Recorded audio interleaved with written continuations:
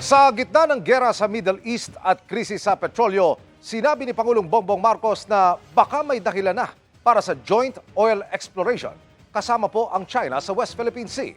Nakatutok si JP Soriano. Di maikakailang uminit ang tensyon sa pagitan ng Pilipinas at China sa mga pangyayari sa West Philippine Sea.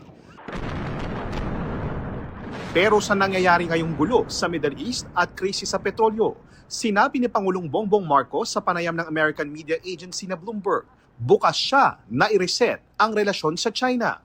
I think it's certainly going to happen. I don't think that's something that is like an option. It's happening now. There's going to be a very, very serious restructuring. They will have a lasting effect. And there will have to be a new normal. Sa gitna ng walang prenong pagtaas ng presyo ng krudo, tinanong ang Pangulo kung bukas siya sa isang joint oil and gas exploration kasama ang China. Kahit sa pinagtatalo ng teritoryo gaya ng West Philippine Sea. Sagot ng Pangulo, baka raw ngayon merong dahilan para gawin na ito. Something that we've been talking about for a great deal. But the territorial disputes will get in the way of that. Maybe this will provide impetus for both sides to come to an agreement.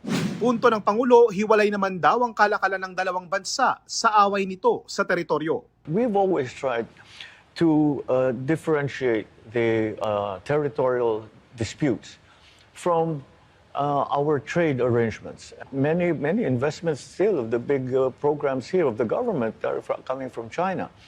And they have not used this as somehow, they haven't leveraged this in any way. In quite the contrary, they've been very, very helpful. Sa datos ng Department of Energy noong 2020, ang undiscovered resources daw sa West Philippine Sea aabot sa mahigit 6 na milyong bariles ng langis at mahigit 7 bilyong cubic feet ng natural gas.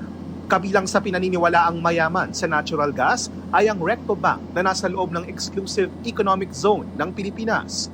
Dating may joint marine seismic undertaking ang Pilipinas kasama ang China at Vietnam para sana sabay-sabay na magsaliksik sa mahigit 142,000 kilometers na bahagi ng South China Sea kasama na ang West Philippine Sea.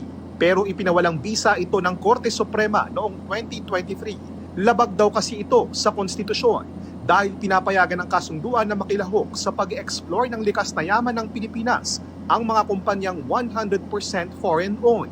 March 2023, sinabi ni dating DFA Secretary Enrique Manalo na mag-uumpisa ng muli ang exploratory talks ng China at Pilipinas para sa posibleng joint oil and gas exploration. Pero wala nang naging update o balita pa rito ang gobyerno, lalo pat nagkasunod-sunod na ang pangaharas ng China sa mga barko ng Pilipinas sa West Philippine Sea.